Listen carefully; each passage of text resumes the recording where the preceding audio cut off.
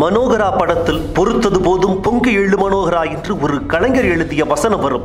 அது இன்று தமிழகத்தில் உண்மையாகி இருக்கிறது. முதல்வர் OPS வெடித்ததன் பின்னணி என்ன என்று இந்த வீடியோவில் பார்க்கலாம். மறைந்த முதலமைச்சர் ஜெயலலிதா ஹாஸ்பிட்டலில் அட்மிட் ஆன நாள்ல இருந்தே பிரச்சனை வெடிக்க ஆரம்பிச்சிருக்குது. ஒரு நாள் கூட பன்னீர்செல்வத்தை ஜெயலலிதாவை பார்க்க விடல அப்படிங்கிறதா இங்க உண்மையா இருக்குது.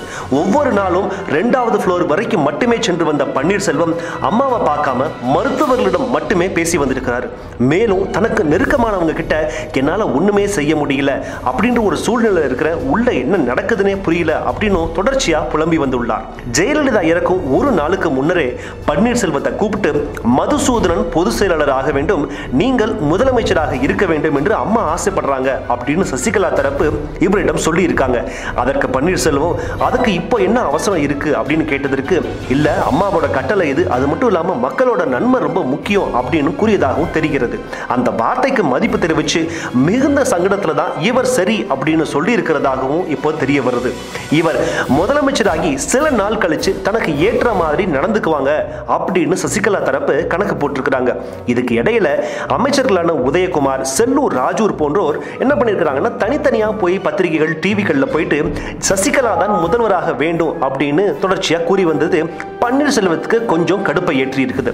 ஆட்சிக்கு வந்து சில நாள் கூட ஆகாமலேயே இப்படி கூட இருக்கிறவங்களே பேசினா மக்களிடத்துல என்ன மாதிரியான ஒரு அபிப்பிராயம் ஏற்படும் அப்படின்னு பன்னீர்செல்வம் சசிகலா தரப்பிடம் போய் சொல்லி இருக்கிறாங்க. அதுக்கு அந்த தரப்பும் இனிமே இந்த மாதிரி நடக்காது அப்படின்னு உறுதிமொழி அளிச்சிருக்கிறாங்க. இதுக்கு பின்னாடி வர்தா புயல், அதனோட தொடர்ச்சியான பணிகள், ஜல்லிக்கட்டு பிரச்சனை, இதுக்காக இவர் பிரதமர் கிட்ட எழுதின கடிதம், நேரடியாக போய் பார்த்தது, இதற்கு பன்னீர்செல்வம் தொடர்ச்சியாக எடுத்த முயற்சிகள், அவசர சட்டம், மோடியுடன் இருந்த நல்லுறவு, ஆந்திரா போய் சந்திரபாபு நாயுடுவை சந்திச்சு கிருஷ்ணா நதியில கொண்டு வரதுக்கு ஏற்பாடு பண்ணது, இப்படி மக்கள் மத்தியில் பன்னீர்செல்வத்துக்கு தொடர்ச்சியாக ஏற்பட்ட நல்ல பெயர் சசிகலா தரப்பிற்கு கோபத்தை ஏற்படுத்தி இருக்கு. இதனாலதான் பன்னீர்செல்வம் முதலமைச்சர் என்கிற முறையில் எந்த பிரச்சனைக்கு கடிதம் எழுதினாலோ அல்லது அறிக்கை வெளியிட்டாலோ அதே பிரச்சனைக்கு சசிகலாவும் தனியே கடிதம் எழுத ஆரம்பித்தார்.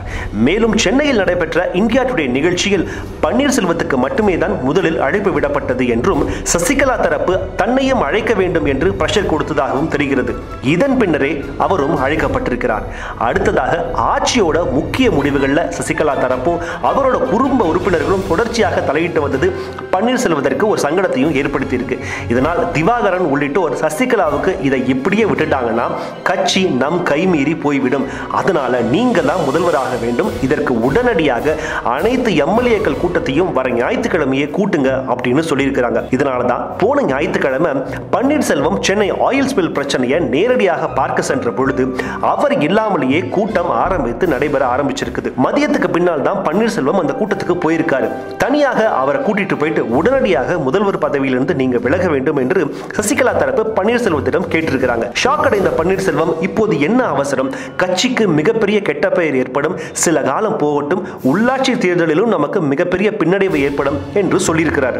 அதெல்லாம் நாங்க பாத்துக்கிறோம், நீங்க கட்சி முடிவுக்கு மட்டும் கட்டுப்படுங்க, இல்லைன்னா உங்களை துரோகின்னு சொல்லி கட்சியை விட்டு தூக்கிடுவோம் அப்படின்னு மிரட்டி இருக்கிறாங்க. இதைத் தொடர்ந்தே பன்னீர்செல்வமும் பர்சனல் ரீசன்ஸ் என்று குறிப்பிட்டு மட்டுமே ராஜினாமா செய்தார். இதற்கு அடுத்த 2 நாட்களில் PH பாண்டியன், KP முனுசாமி போன்றோர் பேசியதும் பன்னீருக்கு நெருக்கமானவர்கள் மற்றும் அவரின் குடும்ப உறுப்பினர்கள் பன்னீரிடம் கேட்ட கேள்விகள் தான் பன்னீர் நேற்று இரவு வெடித்ததற்கான காரணம் என்றே தெரிகிறது. மேலும் பன்னீர்செல்வம் முதல்வராக தொடர DMK தரப்பும் BJP தரப்பும் எப்பொழுதும் ஆதரவு உண்டு என்று பன்னீர்செல்வத்திற்கு மறைமுகமாக தகவலும் தெரிவிக்கப்பட்டுள்ளது.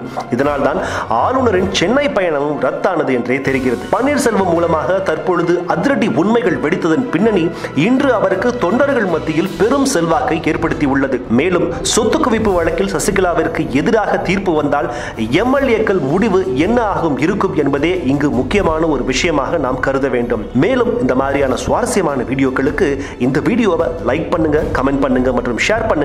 எங்க கிச்சடி சேனலை சப்ஸ்கிரைப் பண்ணுங்க.